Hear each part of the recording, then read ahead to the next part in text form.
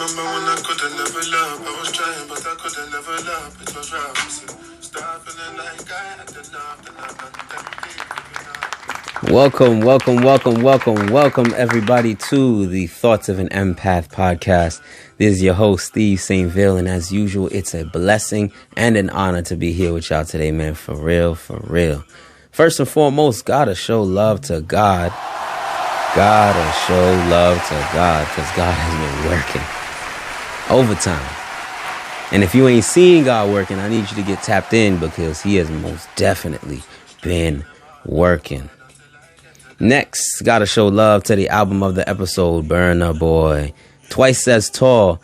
I definitely told you guys that I love and appreciate conscious artists and conscious music.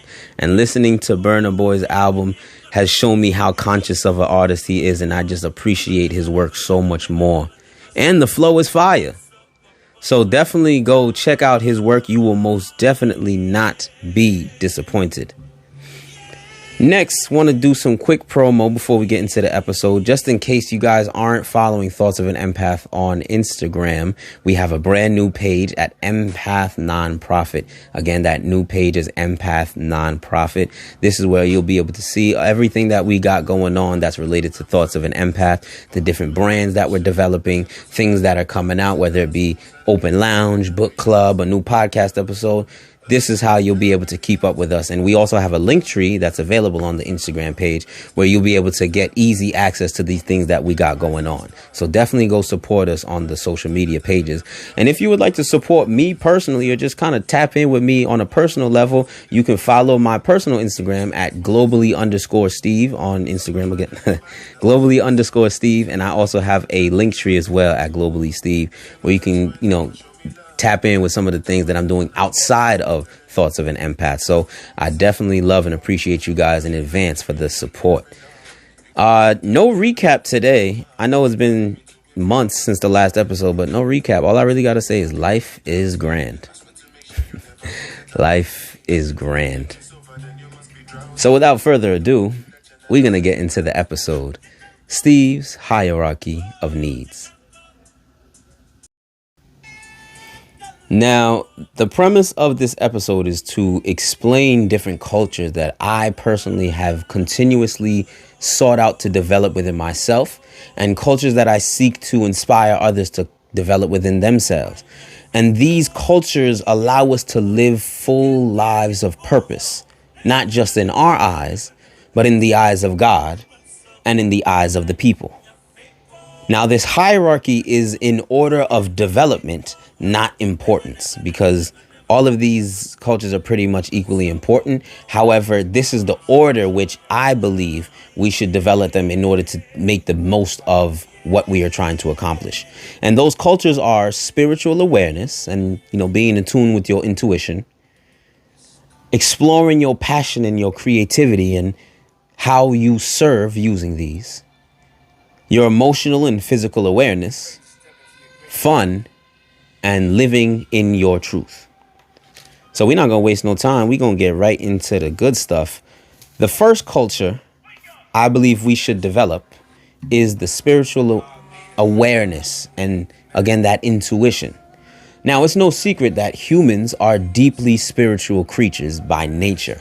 However, you have to have a personal relationship with God and that spiritual world.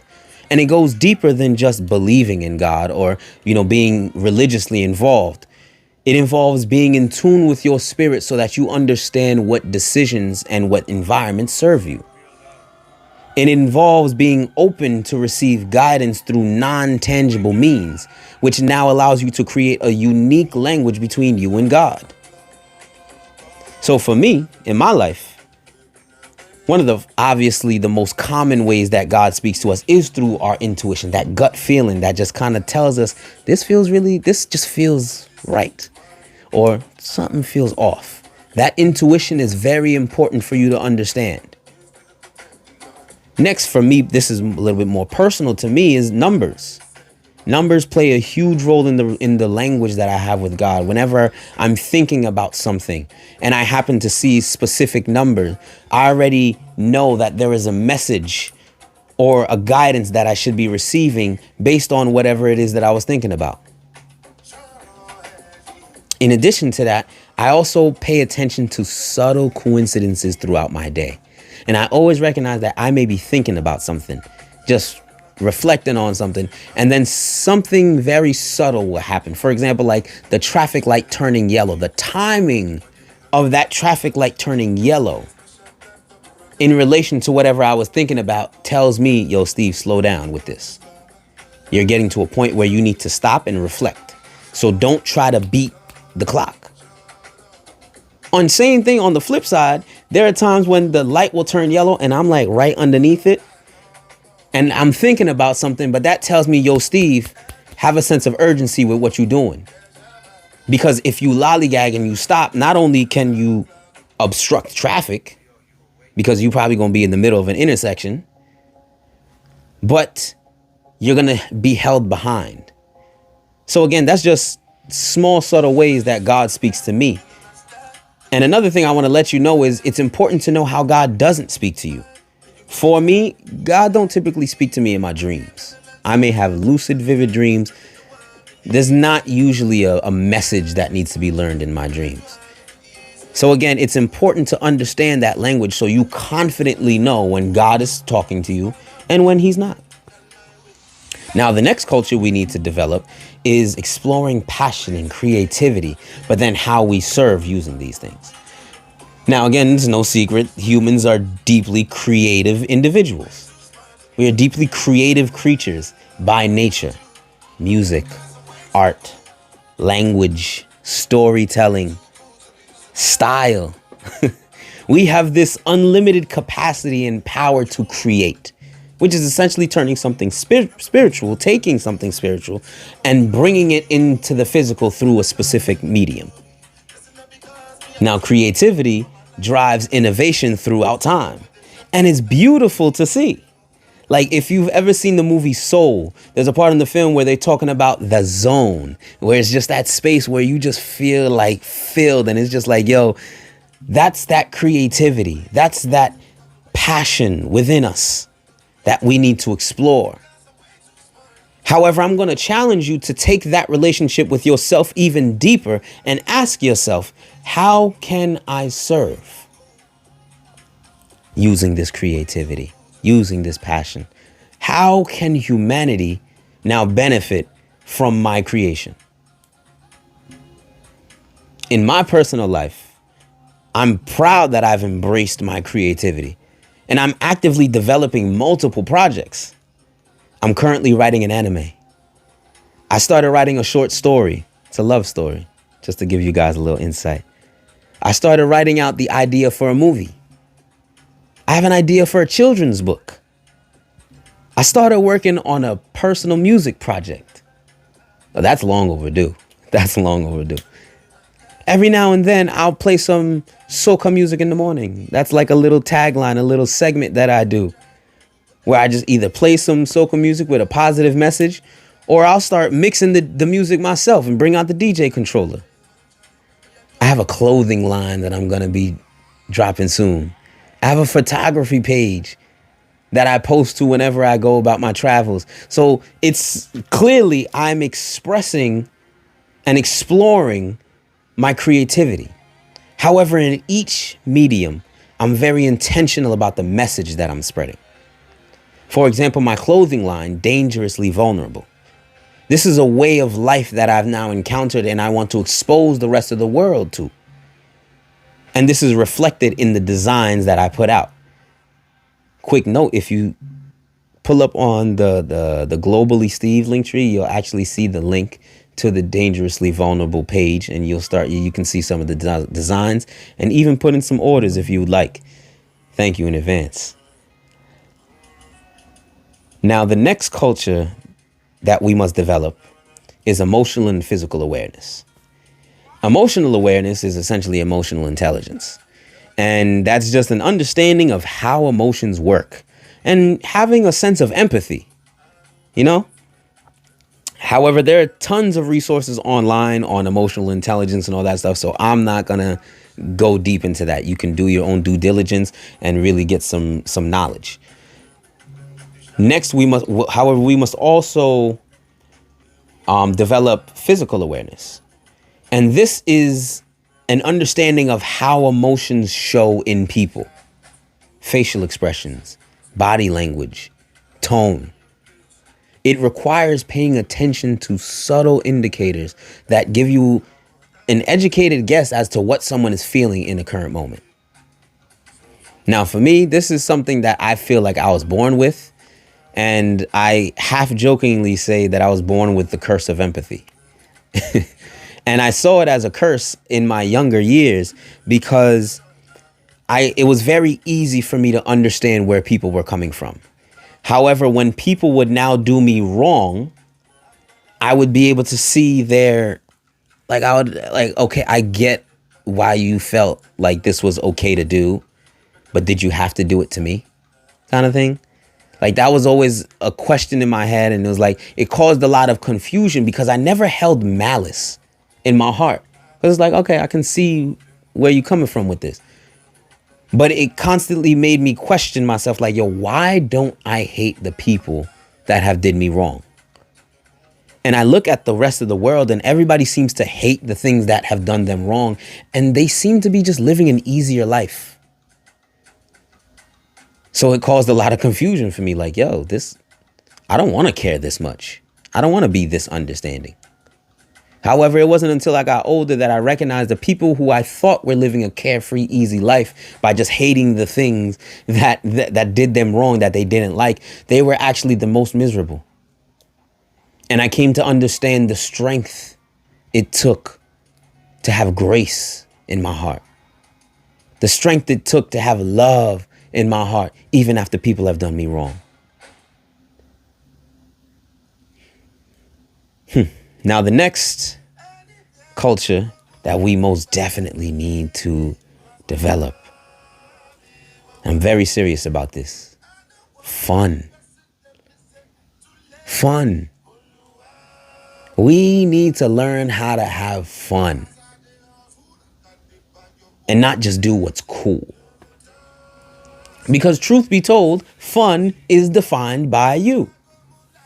However, there's a very deeply grave issue that I've observed.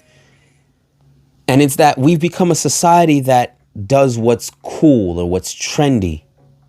Humans, naturally being community-minded, creatures, will forego fun, what we think is fun, just to do what the rest of the community is seeing as cool. Just so that we're included. Just so that we're involved. Just so that we don't miss out. I want to be the first one to tell you that there is a community for you in the things that you deem fun. Whether you find it or whether you create it. Luckily for me, during the pandemic, I told you guys in a previous episode that I'm an avid gamer. That's very, very true. However, in recent years, especially before the pandemic hit, I wasn't playing video games as much. And it's simply because I ain't really have people to play with. Like, the single player games are cool, but after a while, it's like, yo, there's that interaction that you get from playing alongside someone else that you can't really beat that. And by the grace of God, a community of gamers found me. Some of the people I already knew, but some of the people I never met in my life. And the way they treat me like family today, it's beautiful. Now, I'm also someone that enjoys reading and I enjoy conversation. So I took the initiative and I created a community. I started a book club. So there is most definitely a community for you in the things that you deem to be fun. Whether you find it or whether you create it. And now the last culture that we must develop, that I believe we must develop anyway, is living in your truth. And what this means is not just accepting, but being empowered by every part of your story. the good and the bad.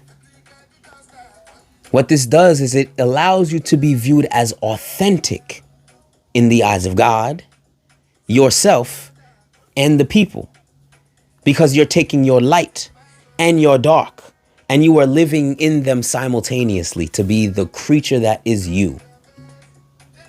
God never wanted perfection. That's a man-made ideology. That's a man-made conception. Get that out your head. What God wants is authenticity. So I ask you this question.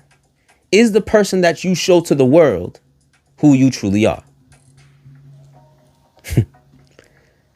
Now, in my experience, learning to live in my truth has been nothing short of liberating. And following through daily has allowed me to tap into spiritual laws that serve as the foundation for the name of my clothing brand, Dangerously Vulnerable.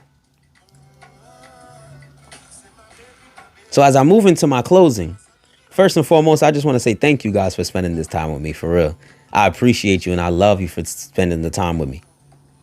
And if you've received something from this episode, I just want to leave you with a little golden nugget of wisdom. None of these cultures can be developed if you are not intentional. Simple. Your intention determines everything.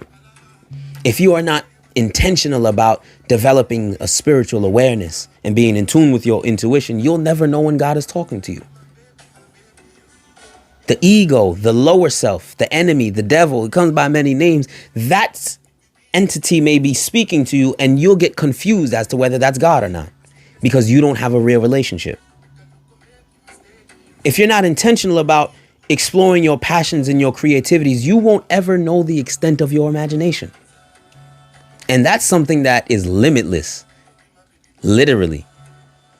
However, you'll never explore those depths because you're not intentional about being creative. And then you'll never be able to serve people in a unique way. If you're not intentional about your emotional and physical awareness, you'll never know how the people are responding to you. You'll never know if the people are receiving from you. You'll be lost in the clouds and you'll be in your own imaginary land, thinking that, hey, everything I put out, the people hate, when they might not.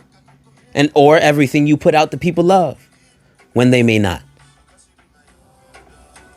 If you're not intentional about having fun, that's a miserable life, B. I ain't gonna hold you. That's a miserable life if you ain't got no fun. And what you feel is fun, not what the community is doing, what's cool and what's trendy. What you feel is fun. If you're intentional about fun, you'll find a community. However, if you're not, you won't. And living in your truth. If you are not intentional about living in your truth, if you are not intentional about being empowered by the darkness and the light that is your story, when judgment day comes and we stand before the throne of God, because all of us are going to have to go through that. And remember, God wants authenticity, not perfection. So if you're hiding your darkness, you're not being authentic. If you're hiding your light, you're not being authentic.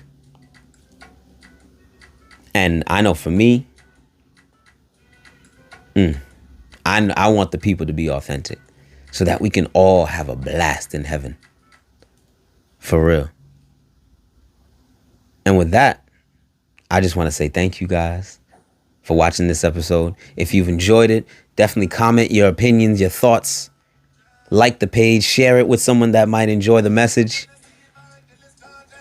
And definitely connect with us on social media, man. I love to keep in touch with the people. So this is your host, Steve Saint-vil, signing off. I thank you. I love you guys. I'm praying for y'all. And I pray you have a beautiful day.